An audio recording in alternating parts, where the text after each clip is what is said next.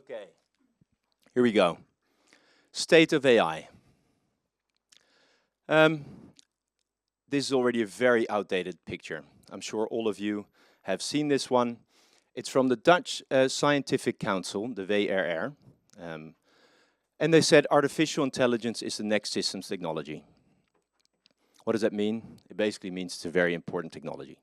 But the reason that helps is what they write here. They say taking this approach helps to look beyond the issues of the day and instead make long-term recommendations about how AI can be embedded in society. And I think that's very important because that basically means that it's not going away. Even our government thinks so. Well, then it's definitely not going to go away. But then, luckily, in the Netherlands, we all are very enthusiastic about AI. The Netherlands, right there. Share of respondents using AI on a semi-regular basis. Going really well here. Another one. Apologies for the Dutch, but this was in the newspaper a few months ago by one of my favorite AI journalists, Sandra Oldshoorn, and she wrote, "The Netherlands, we have a toeslagentrauma. We don't want to work with algorithms anymore. We're very afraid to innovate." And although I laugh about it a bit, it is really an issue. And also for a lot of the companies that you work for, if you want to implement AI, if you want to do something great, even if it's great for your customers, people are very skeptical at the moment in the Netherlands. So it's something that we need to overcome. All right, then those were predictions. Predictions always go great. Here we go. I think there's a world market for maybe 5 computers, said Thomas Watson, the chairman of IBM in 1943. He's almost right. The idea of personal communicator in every pocket is a pipe dream driven by greed, said Andy Grove, the CEO of Intel, only 1992. So these were understatements, but also overstatements happen a lot. And I think that's happening at the moment with AI as well. In from 3 to 8 years, we will have a machine with the general intelligence of an average human being. That was the co-founder of the MIT AI laboratory in 1970. So that would have been 3 to 8 years, 1973 to 1978. I think we're still working on it. So if I hear people say, oh yeah, AGI in 1 or 2 years, I think, okay, let's see. And that's this camp. Who has seen the Eva Jinek episode by Alexander Klupping? Yeah, okay. That got quite a bit of criticism. So he was going to do a keynote like me, but then for a lot of people on TV, very brave. And he said, let me tell you what the future might look like. His presentation was basically entirely copied from this initiative. It's called AI 2027. It's a research group, a very serious research group in the United States, and they try to predict when we will have AGI. So these are a little bit more on the, let's say, Minsky side of optimism. We'll have AGI very soon. Then there's other people that have written this book called the AI Con. Has anyone written this? Read this? No? See 1, 2 people? Okay. It's a very, very good book. What they basically claim is saying that AI, well, it is amazing. It's going to do great things, especially if you make it very task-specific. But let's not overvalue what it is. It is still statistics. We're predicting stuff. We'll be able to do great things with it. But AGI, please, this is really driven by the hypers. And I think for us, it's very important to show both sides of that equation, because that means that people that think about this very carefully, that know about it a lot, have completely different views about it. And then this. Is anyone familiar with Sequoia? Sequoia is a venture capital firm in the United States. Every year they give a great presentation on sort of what's going on, the AI ascent it's called. Last year, so this is a super ancient slide, okay? 1 year ago. But it's still valid, that's why I keep it in. So what it says is that AI's $600 billion question means with the current rate of investment that we have in AI, we were supposed to generate 600 billion in revenue on an annual basis every year. At the moment, we're generating about 100. So if you look, I'm going to very quickly go through this. At the moment, NVIDIA sells about 150 billion worth of chips. If you place those, and these are very rough estimates, but if you think that that's only 50% of the cost of running a basically a big gigafactory, as we call them now, then the total data center cost would be about 300 billion. You also need to make some money on it. If you are Sequoia, then you need to make at least 50% on it, otherwise they don't care. So they're interested only if they would make 600 billion. That means that the prediction of these venture capitalists is that the market for AI is going to be that. But we're really not sure where that revenue is going to come from. That was at least last year. Because if we look at this, we see about 10 million from Microsoft Copilot. That's increased a lot, actually. We see Meta, Google, and Apple about 30 billion, adding something up, and we get to, if we're very positive, about 100 billion in revenue, which is 500 billion short of what we should be generating. Now, are we in the internet hype, or is something else going on? Well, if you believe the Gartner hype cycle, I'm sure you all know this. I get very tired actually when people show it, but I'm showing it anyway because it does describe where we are. We are at the peak of the hype cycle, where the inflations are, the expectations are inflated, and we need to go through a bit of disillusionment, disappointment, before we really see the productivity gains. But I wonder how deep that actually is, because if you see this, okay, this wasn't so good maybe. ChatGPT is supposed to be smarter. Has everyone who has already tried ChatGPT 5? I thought so, lots of people. Anyone who loved it? No, me neither. Okay, so that was hyped up massively and it was very disappointing. Or at least it didn't live up to the hype. And then this was yesterday, in yesterday's newspaper. I thought it was an amazing article by Milou Brandt, and she said, Instagram spirituality of Wall Street rationality. So the whole article, it's a column, and she says there's an economic phenomenon that if you start making up a story, over time it will become true. And it's actually an economic theory. You can read the article, it's worth reading. But sometimes, for example, late 19th century, when we invested in train tracks, that took a really long time. And really a lot of people went very bankrupt. But do we have train tracks? Do we have trains driving ever? Yes, we definitely do. So it did work out. Similar, she describes the internet. And actually we can see 3 of the big investments of the last 20 years. So if you look at the internet and these numbers in US billion, that's approximately what's being invested in AI at the moment. So that's the green lines. These ones are definitely not at that absolute level. They're more illustrative for what they look like. So what you see here is on the red side, it's internet capex. So what did we spend on internet and how much revenue did it generate? That's very sad. That's why we called it the dot-com bubble. I wasn't actually there, but I can read books. So I did exist. I wasn't invested in it. I'm not that young. Okay. Always been there, yeah. But then we had the cloud wave. And what we saw in cloud was that investments, yes, they scaled up very quickly, but revenue actually followed. And if you look at AI, and that's why I find it very interesting. Last year, Sequoia talked about this AI gap. They just had their AI Ascent again, and they didn't speak about this gap at all. And I think the reason for that is that we do see, especially the companies that have cloud attached to their AI solutions, that revenue is really starting to pick up. And especially in the application space, there's a lot of space still, but the revenue, if you see this, you can see that the investments are much, much steeper than anywhere before. So if you compare it to internet or to cloud, the investments are insane. But the revenue generation uptick is also very insane. So, make up your own mind. Where's AI going to go? It's going to be massive. Are we going to generate? I think so, but make up your own mind. But how did we get there? First of all, I think there's 3 major milestones that got us to where we are today. First of all, that's me at OpenAI, just before they launched ChatGPT, and we got to play with ChatGPT. I remember thinking, whoa, that is cool. Came back, very excited about it, and everyone's like, oh, okay, cool. And I remember Thierry, who's also in the audience, not sure if he's here.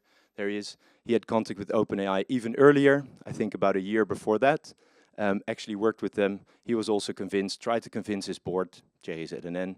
They said, yeah, good for you, Thierry.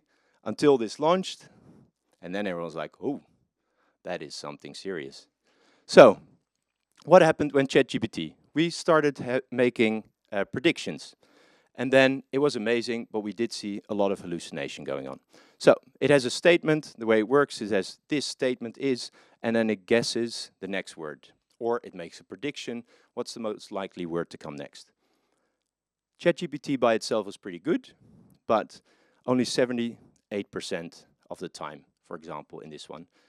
That still leaves a lot of error as well. But then we started introducing AI agents. That made a big difference. So we started creating guardrails or tools around it that can interact with our AI to actually see if we can improve it. So we have a tool that sources, so my LLM sources info from the tool, it optimizes the prediction, and all of a sudden these predictions become better. And they start becoming useful for professionals. They could even start acting on our behalf if we're confident enough. A little bit more on that later. Then MCP was introduced. This is a very technical slide. I'm happy to share the slides with you later and look at it. The one thing that you need to remember from this, if you don't know it already, is MCP, Model Context Protocol. Basically what took about 8 years or so for APIs to become mainstream, we're now using it everywhere. MCP is the way to interact with LLMs, is really getting here super duper quickly, which means that it's very likely that agent-to-agent communication is going to get real very, very soon. For example, here, Molly launched this about a month ago, not even, their own MCP.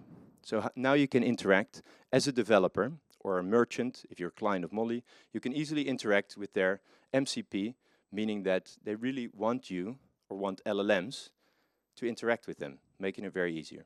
As soon as we have all this, agent-to-agent communication is going to be real. And then the third revolution. Very excited to show you this. AI agents can really sound and look human. And I'm going to prove it to you.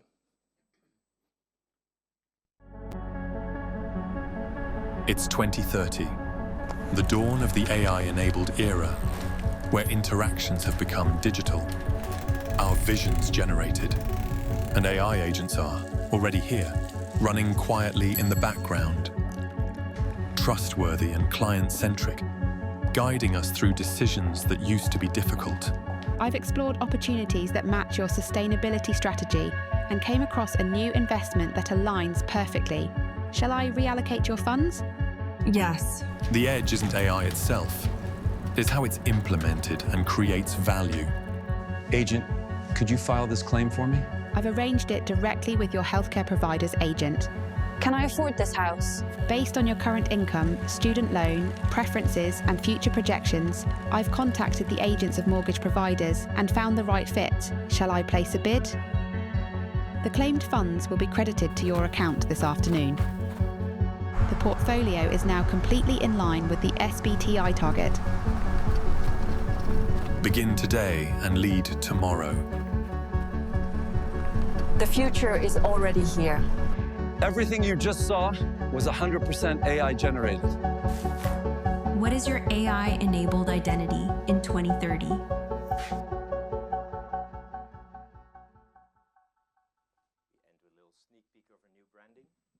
We end with a little sneak peek of our new branding.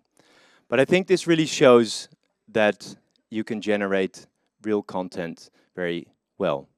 So agent-to-agent communication, even if we stop with any of the innovation, so ChatGPT is as much as we're going to get. That already is enough to enable the future that we just displayed. So where are we going? As I said, and as I think ChatGPT 5 also showed us, is that we are plateauing if you look at LLMs. So without breakthroughs in new architectures for these models, the performance of these models on a general basis, I don't think it's going to improve that much. Task-specific AI Absolutely. Applications on top of these LLMs? Absolutely. But the LLMs themselves and AGI, I think it's a bit of a pipe dream and a bit of a small hub that really wants to believe in this. But I think AGI is not the thing that we should be worrying about. AI will get a lot faster though. And with that, I think you've all seen the movie Her, I'm assuming. Yeah, if you haven't, look it up. It's amazing. It's an amazing prediction of what the future is going to hold for us, and actually what already happened a few days ago when ChatGPT 5 was launched, or Meta's rules were shown for interacting with LLMs, and that it's okay to be in romantic relationships with people that use your LLM. But that's really what Her is about. My point here is mostly that because the latency will drop, voice-to-voice, real-time voice-to-voice communication will start becoming possible. And then this, who knows Lovable? Who's tried Lovable? Did you build something cool with it? No, not yet. Okay, good. So you won't be flooding the market with new applications. But really, as Sequoia also says in their keynote, the next wave of innovation is not going to come from new foundational models. They might come, it will come from task-specific AI, and it will come from the application layer. And Lovable is a vibe coding platform. And what that means is that you can basically code with just natural language. And every one of us can create their own application. I'd really, if you haven't tried it already, give it a go. It's hilarious, it's fun. You can build something that you didn't think was possible. So that will mean that we'll see a world of applications. They'll come, but they'll also go very quickly. As I said and showed in the movie, I think that AI assistants will really become a thing of the future. With that, and I won't go into too much detail about it, but I really think that any company should really start thinking about agent-to-agent communication and what that will look like for their company and how people will interact with your company. And then this, the term stochastic mindset. That is something that is essential if you want to work with LLMs. Because if we wrote code before and we had programs and we generated programs, the output is almost deterministic. So I do A plus B and I know what's going to come out. I know what the outcome is going to be, so our governance rules are very tight around that. With LLMs, you can't control the output. So you have to take a certain amount of risk to be able to implement AI and to actually work with AI. That's called the stochastic mindset. And I think the biggest bottleneck to actually achieving a future like this is not the technology, but is, as usual, the governance. But more than just the governance, I think it's a mindset change that we'll all have to get used to. And then the final one, and this is really for board members, and luckily I'm seeing this almost everywhere now, where it used to be with data-driven innovation, you told your CTO, your Chief Innovation Officer, your CDO saying, hey, this is you, good luck with the innovation. AI is really a thing of the entire board. Love it, even if you hate it now, learn to love it because it's not going to go away. Learn to use it to your advantage and really show the way for your employees that it's okay. Try to come up with that stochastic mindset yourself, because if you have that, you'll lead. Anyone familiar with Peter Hinson? Yeah, see a few hands. Peter Hinson is an international keynote speaker, author, lecturer, and he writes about innovation. He is a massive optimist, but for him, this is even more optimistic than usual. The productivity paradox is basically, we invest in technology, we expect gains like this, the beautiful hockey stick that consultants tell you, right? It's going to go like this. And then we're somewhere a bit later and we're like, oh, that was a bit disappointing. He believes that with AI, that is actually not true. That it's actually, from the first signals that we're seeing, that the investments that you're doing and the returns that you're generating are actually not that bad. They're pretty well in line. So we make big promises about gains, about value creation, but what happens in the end, we just fill up the time with more to do. Thank you, Parkinson's law. So that is really up to you. So the innovation can be bottom up, it can be top down, but in the end you will have to make changes to your operating models to actually realize those gains. And that's what will be up to everyone to the board to make sure that that happens.